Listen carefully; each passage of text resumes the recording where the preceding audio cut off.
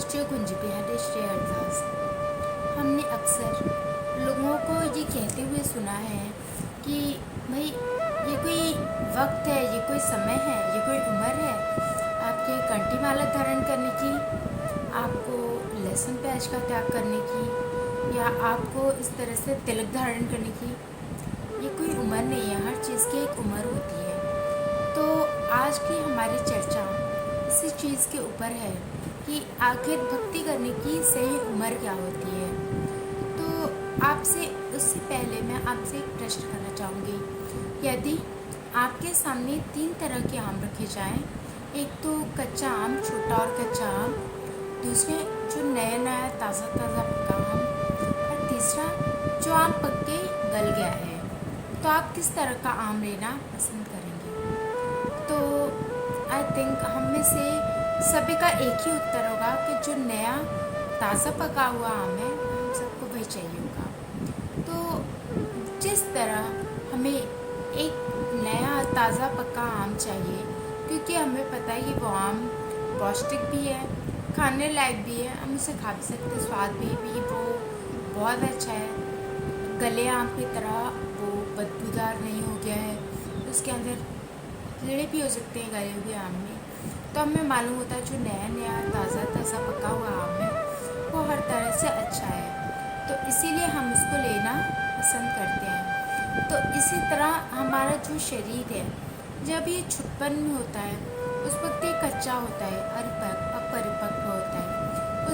उस समय क्या होता है, यदि हम भजन करना भी चाहें तो उस वक्त क्या होता है कि मन इधर उधर भागता रहता है।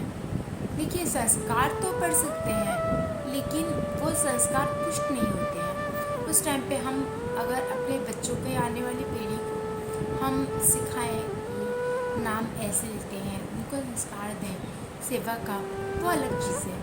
क्योंकि वो चीज़ जब हम करेंगे तो युवावस्था तक पहुँचते पहुँचते उनकी जो संस्कार है, उनका जो भजन है वो पुष्ट हो जाएगा और वो नया से भजन करने लग जाएंगे।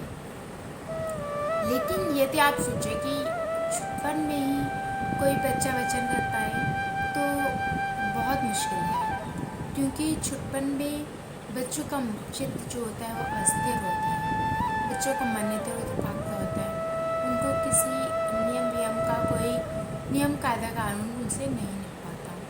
तो इसीलिए छुटपन में बच्चों को भजन करने का हम संस्कार दे सकते हैं, पर असल में जो भजन होता है वो युवावस्था में ही हम कर सकते हैं। अब अगर हम बात करें बुढ़ापे की, लोग जैसे कहते हैं कि भाई बुढ़ापे में भजन करना चाहिए, तो आप सोचो जिस वक्त हमारे हाथ काँपेंगे, जिस वक्त हमारे हाथ माला उठाने के काबिल भी नहीं है, क्या उस वक्त हम भजन कर पाएंगे? जब हमारे हाथ माला का बोझ ही उठा पा रहे तो हम भजन क्या कर पाएंगे?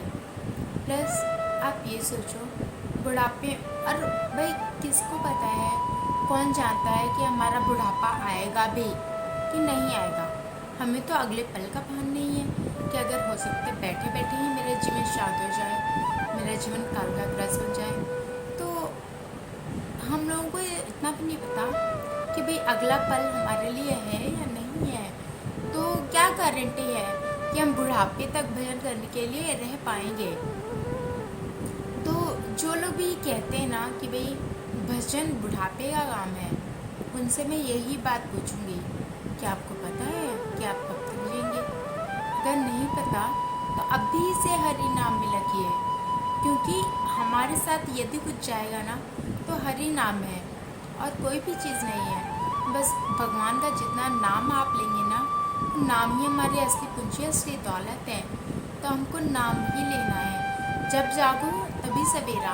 अगर आपने अभी से मतलब युवावस्था में भजन नहीं कर पाए अगर आप, तो कोई बात नहीं, आप चाहो तो अभी से भजन जब से शुरू कर सकते हो तभी से शुरू करो, क्योंकि भजन तो किसी भी आयु में हो सकती है।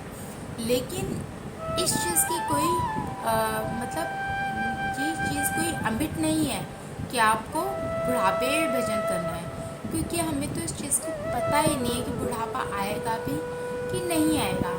और शास्त्रों में भी लिखा हुआ है कि जो युवा अवस्था है ना वही असली अवस्था है भजन करने की।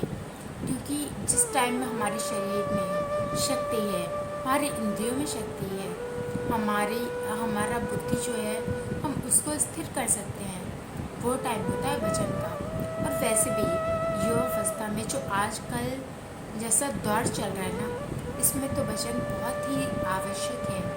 क्योंकि क्या पता कब हमारी इंद्रियां गर्त में गिर जाएं, क्या पता कब हम भटक जाएं। तो ऐसे में जो नाम है, राधा नाम का बल है, वो हमें संभाले रखता है और वो हमारा पतन नहीं होने देता। और इस तरह से ये कोई आवश्यक नहीं कि अगर आपने तिलक और माला या कुछ भी कर लिया तो आप संत हो गए, ऐसा कुछ नहीं है। बस यही है कि आप वैष्णव हैं और आप भजन कर रहे हैं, और इस तरह से आपकी कभी भी अधोगति नहीं होगी, आपका कभी पतन नहीं होगा। आप नाम जप करेंगे तो आपको वो नाम हमेशा संभाले रहेगा और आपको कभी भी यहाँ वहाँ भटकने नहीं देगा, जो आज के दौर में हम सबके लिए सबसे ज़्यादा अनिवार्य है। तो भजन करने की सही उम्र क्या है? युवावस्था। इस अवस्था में आपको भजन करना चाहिए। हाँ, कोई विरले ही होते हैं महाराज ध्रुव जैसे या महाराज प्रहलाद जी जैसे, जिनमें ठाकुर जी की असीम कृपा होती है और बचपन में ही वो ठाकुर जी को पा लेते हैं। लेकिन बचपन से ही यदि आप अपने बच्चों के अंदर संस्कार डालेंगे ना, तो युवावस्था तक पहुँचते पहुँचते उनका भजन, उनका भाव पुष्ट हो जाएगा और वो भजन कर पाएंगे।